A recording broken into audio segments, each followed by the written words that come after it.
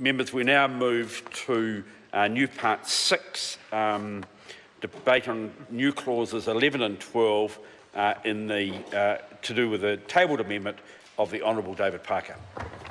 Mr Chairman. Phil Twyford.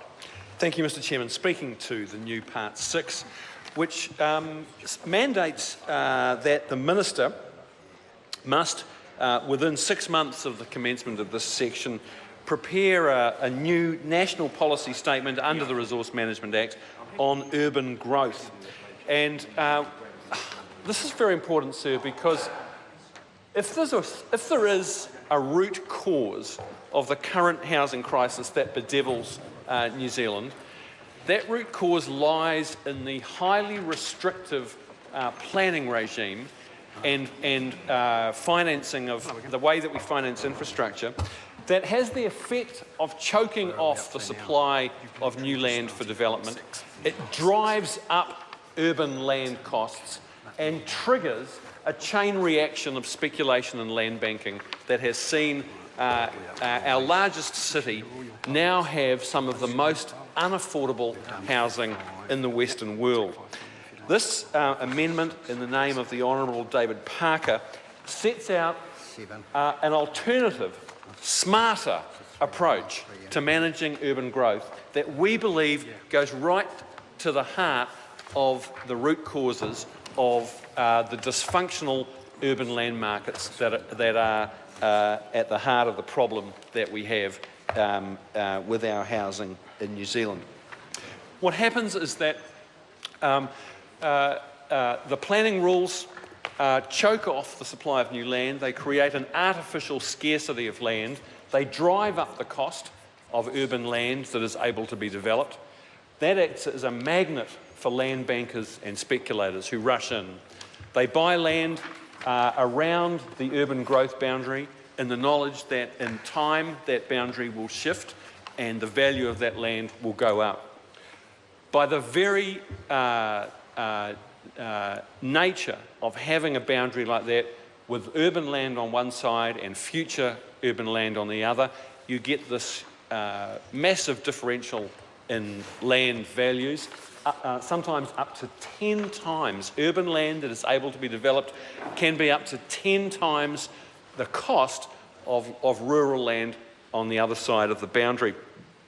That differential is an irresistible magnet for speculators. And what we've seen in Auckland over the last 20 years is land bankers pocketing windfall gains of thousands of percent windfall gains for land bankers who have just bought up paddocks in the knowledge that it will surely eventually be rezoned for urban development as the city expands. And who pays that cost? It is homeowners, future homeowners, because the cost of that land banking, the inflation of land values, just simply gets loaded into the price tag of new homes in new developments. It drives up the price of housing. It makes housing less affordable, particularly for first home buyers. But most importantly, the marginal cost of land on the fringes of the city gets capitalised into property values right across the market. So it has an extraordinary inflationary impact on house prices across the entire market. We could hardly design a system that was worse at protecting affordable housing. So the lesson, I think, from the last 20 years in New Zealand is that we must make room for growth. And Auckland's expecting another 1 million people to call that city home in the next 30-odd years. Now, if we don't make room for that growth, if we put in place restrictive rules that stop the city growing up and stop it growing out, only one thing will happen. We will drive prices up and we will deny our children and our grandchildren ever the opportunity to own their own homes in the city. So what David Parker's amendment does, Mr Chairman, is that it proposes a whole new alternative and smarter way to manage growth. So if we look at Clause 2, it proposes a national policy statement on urban growth that must include a prohibition on the use of urban growth boundaries within a district plan where official statistics predict there will be population growth. But it's not enough just to do away with the boundary. We must do other things. We must, for example, we must use more intensive spatial... Mr Chairman, we must use, as we say in subclause B, subsection 2B, we must use more intensive spatial planning to set out over space and time what should happen, what development should be allowed to happen in the identified growth corridors. We must acquire land for transport and other infrastructure corridors and networks. We must, for example, set aside areas of special value, environmental or cultural value, that are not appropriate for development. And most importantly, Mr Chairman, we must deal with infrastructure and utility costs that are add massive expense to new developments, and we must ensure that those costs are properly internalised in new developments. And what we're proposing here, sir, is a rigorous system for ensuring that the costs of that infrastructure are properly internalised so that the taxpayer and the ratepayer are not being asked to subsidise development in places where it might be extremely expensive to lay down that infrastructure, where it's uneconomic.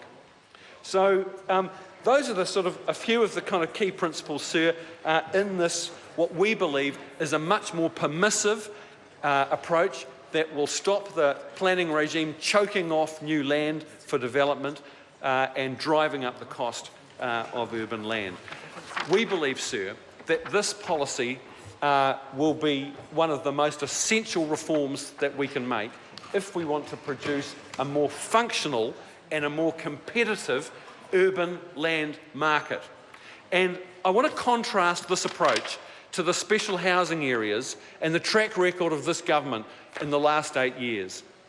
Bill English and Nick Smith have spent a decade talking about this issue, blaming the RMA, blaming councils for restrictive planning rules that have driven up the cost of urban land. But they have done so little about it. You can barely credit the inconsistency, the gap between the rhetoric and the reality of the National Party on this issue over the last 8 years in government. They've spent all of their time scapegoating councils and blaming the RMA when they've done virtually nothing to tackle the root causes of the problem, and that is the restrictive planning rules that stop the city growing up and growing out. Finally, what we've seen is Auckland Council, actually, who deserve credit for adopting a unitary plan that significantly upzones the city and allows more density so that a better mix of housing options, hopefully with some better affordability, can be built in the city. And they have increased the amount of greenfields land available to take out some of the extreme price pressures caused by the lack of new land for development. But it's only an incremental step.